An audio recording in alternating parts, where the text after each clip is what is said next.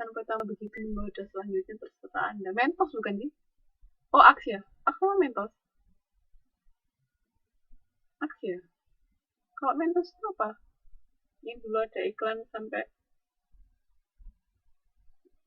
sepatu haknya putus satu, terus satunya ikut dilepas. Nah, itu kan kesan pertama itu sangat penting. Maksudnya ketika kita bisa memberikan sesuatu, bisa sampai diingat pelanggan. Itu kalau sudah saya tertanam di benak pelanggan kita tuh oke, dia pasti akan mau kembali ke kita. Ini terus habis itu nih proses customer bonding. Itu yang pertama itu awareness bonding. Jadi perusahaan berusaha menawarkan bagian dalam ingatan atau benak konsumen. Jadi kita harus bikin gimana caranya konsumen itu tahu kita. Di mereka ya tadi kesan pertama, misalnya kita bisa memberikan sesuatu yang lebih, misalnya di restoran kita jual makanan kan, tapi kita kasih bonus apa misalnya bonus es krim atau apa yang sangat enak rasanya. Nah, itu kan dia konsumen kan dapat mendapatkan sesuatu yang lebih. Nah, itu bisa diingat sama konsumen. Jadi awareness, jadi konsumen itu aware, tahu bahwa kita itu oke. Itu tahap pertama untuk melakukan customer bonding. Terus kalau identity bonding itu penghargaan konsumen terhadap tindakan-tindakan positif perusahaan karena ada ikatan emosional. Itu bisa salah satu caranya.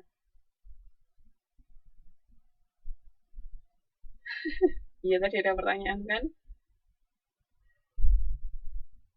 Nah, ini identity bonding itu yang kedua. Terus yang ketiga itu relationship bonding. Membentuk ikatan dan dialog antar pemasar dan konsumen. Semakin sering kita berkomunikasi sama konsumen kan hubungan jadi semakin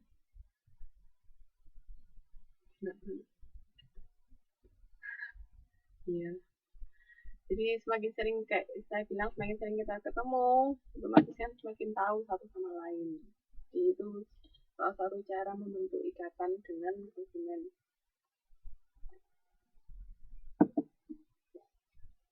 Terus berikutnya community bonding.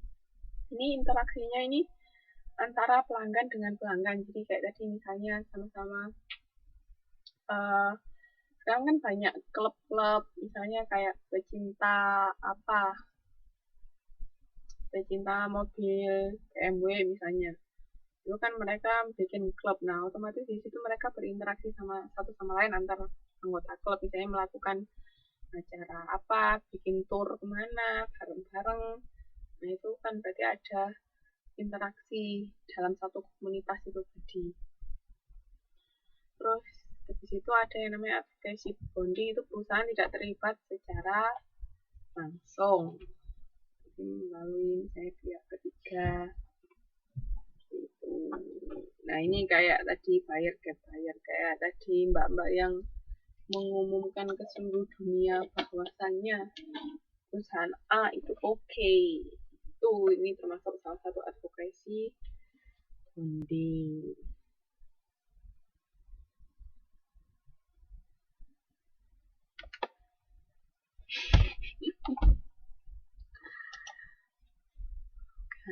Sampai sini ada yang mau ditanyakan? Silahkan.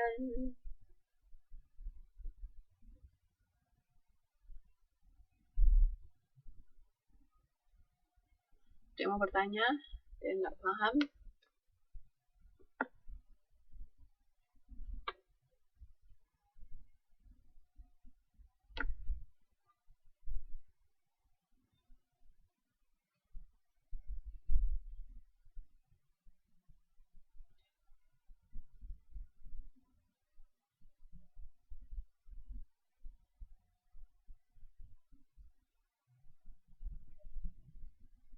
Oke, kalau begitu saya lanjut ya. Ini yang terakhir itu tentang penanganan keluhan dan pemulihan jasa. Jadi kan kalau ada kesalahan yang kita perbuat kan kita harus menanganinya, harus bertanggung jawab kan istilahnya. Gimana caranya? Mari kita lihat. Nah, ini komplain pelanggan. Kelihatan nggak? Kalau nggak kelihatan bisa dilihat di halaman 6.38. Di situ tuh service failure itu maksudnya kegagalan yang terjadi dalam proses pemberian pelayanan itu akan menimbulkan dissatisfaction, ketidakpuasan atau kekecewaan atau negative emotion. Kita misalnya jadi emosi, jadi bad mood, jadi apa. Nah, ini hampir sama sih sebenarnya kayak yang tadi. Nah, ini ada yang no complaint action, ada yang complaint action. Nah, jadi yang no complaint action itu kan di sini kalau di sini yang di bagian ini no complaint action ini bisa dibagi jadi dua. Kalau yang tadi kan nggak ada.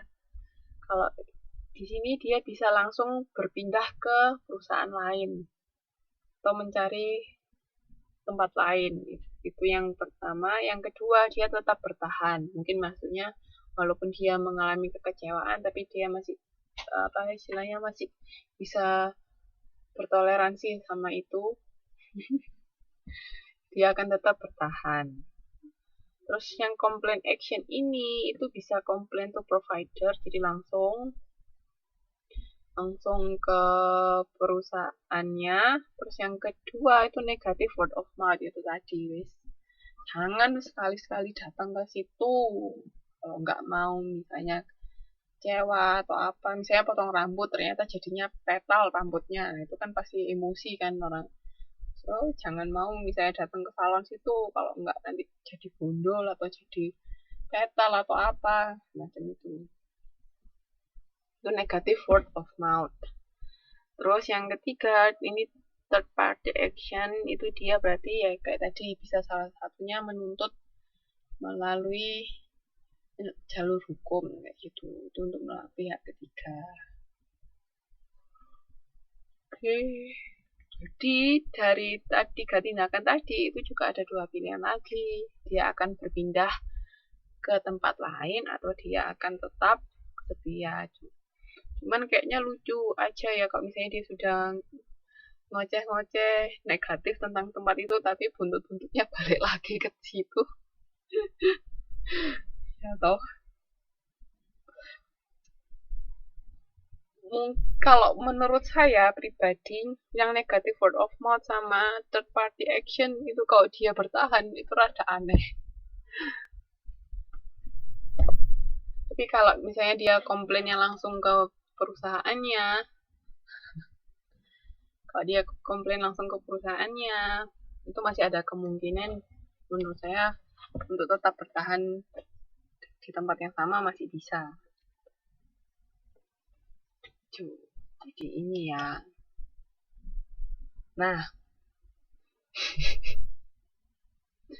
ini jenis-jenis orang yang komplain. Ayo yang mana? Bagus, hati yang menyebarkan negatif warm. Iris. Kalau yang pasif itu nggak menimbulkan tindakan. Mbak-mbak yang lain tipe yang mana? Ayo, voicers itu menyampaikan komplain kepada penyedia jasa. Kalau nah sini yang menyebarkan negatif word of mouth. Terus habis itu aktivis mengomplain ke penyedia jasa dan pihak lain. Berarti nggak ada yang langsung, nggak ada yang voicers.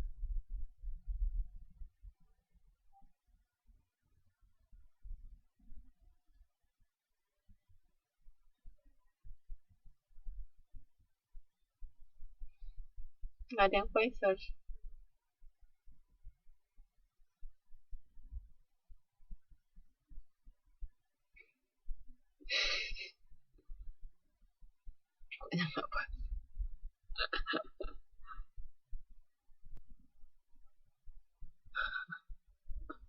Kenapa nggak enak? Kan sebenarnya mendingan diomongkan langsung ke orangnya daripada kita nyebarkan yang enggak ke orang lain. Ayo.